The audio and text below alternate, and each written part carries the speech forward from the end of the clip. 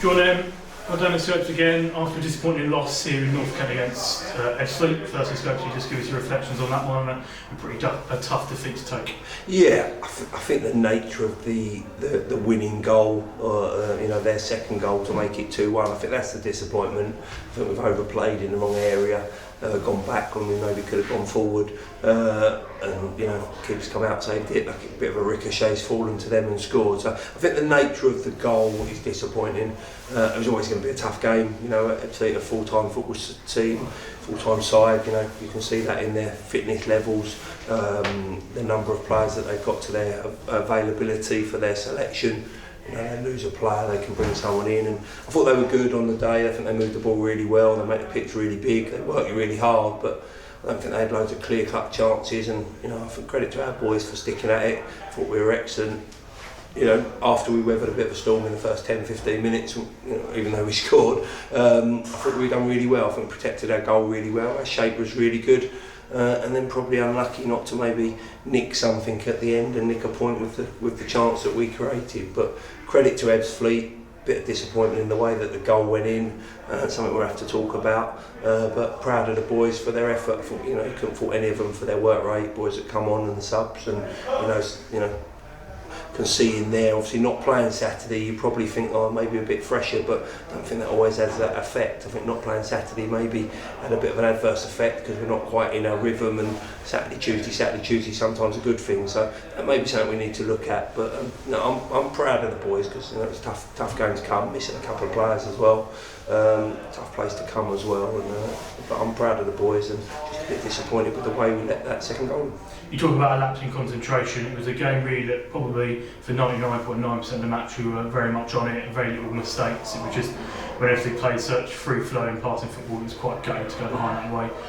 Obviously missed a few players then as well. You got the updates on that one? Yeah, obviously we lost a player after the Billericay game to COVID, so he's obviously isolating for 10 days. So we're about in obviously the 10-day period he has to isolate, and there's another 2 days before he can actually play a game. So we miss him for Hemel as well, so he's going to be out for a couple of weeks. Obviously missed another player that we lost today due to COVID.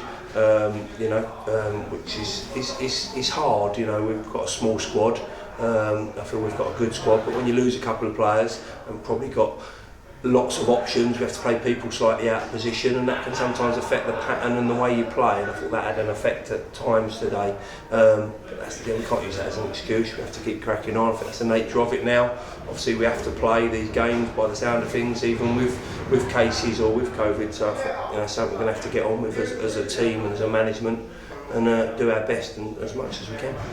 Obviously the 10-day break probably maybe much as over a bit tonight, especially after that nice victory against Billericay. How do you think that break has affected maybe the lads' mentality and kind of fitness levels as well, considering we didn't really train going into this game? Yeah, it's been difficult to train. I think we've only trained once a week, since before Christmas, and then not playing, missing a few Saturdays. So I don't think we've probably got in that rhythm of matches, and sometimes playing more, as I said, sometimes helps you a little bit, and I think that's had a bit of an effect on there. I don't think we can use that as an excuse. I think when you come to Ebbsfleet, you're going to have to work hard, and I think we did that. I think the boys left everything out there, so I think that's an excuse. When you're chasing the ball around, you have to be disciplined in what you do, and I thought we did that, but we worked really hard. So the fact that we have to recover, obviously we've got a small squad, so lots of them will have to go again on Saturday, so we'll have to go in on Thursday, do what we can, obviously recovering wise while being careful, and then be ready to go on Saturday in a game against Hemel.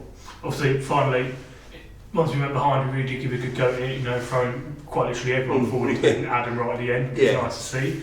How, was it again missed opportunities? I know we had a penalty shout which was turned down, it looked quite blatant from where I was in this stand, and obviously O'Day knocking the ball over somehow from about 5 yards out. Is it a game where kind of missed opportunities now cost us? Yeah, I think we said at half time we might only get 2 or 3 chances in that second half, and we're going to have to try and take one of them if we're going to get something in the game, and probably did have them 2 or 3 chances. I thought there was contact on Temi when he went through. I thought there was a bit of a sandwich and they come through.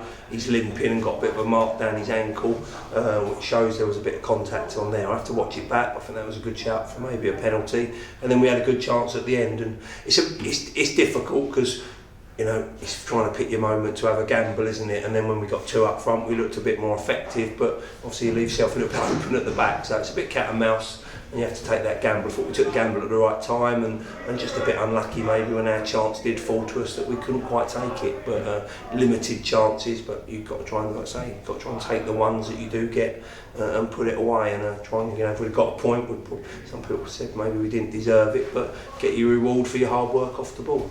Obviously, then finally, Alex Wall knocked his 6th league goal, I think, in the season in the first 60 seconds of tonight's match. People always, his goal was going to be going into kind of 2021. Yeah, excellent. Yeah, I thought some of the service into him was a bit sloppy at times today. I thought he worked quite hard and made some good runs. A couple of the final balls we maybe could have got a bit better to him. So that's something we've got to work on. But he's working hard. You know, he's our focal point up there. Sometimes difficult when you haven't got the ball. He's up there on his own. But I thought he took the goal brilliantly. I thought it was a real good goal.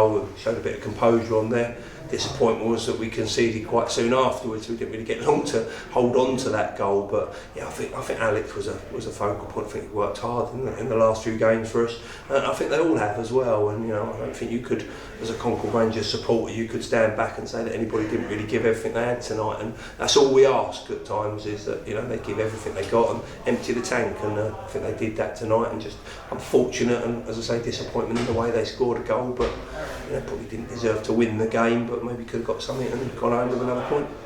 Scopes, as always, it's great to catch up with you, and we'll see you at training on Thursday. Pleasure. Cheers guys, thank you.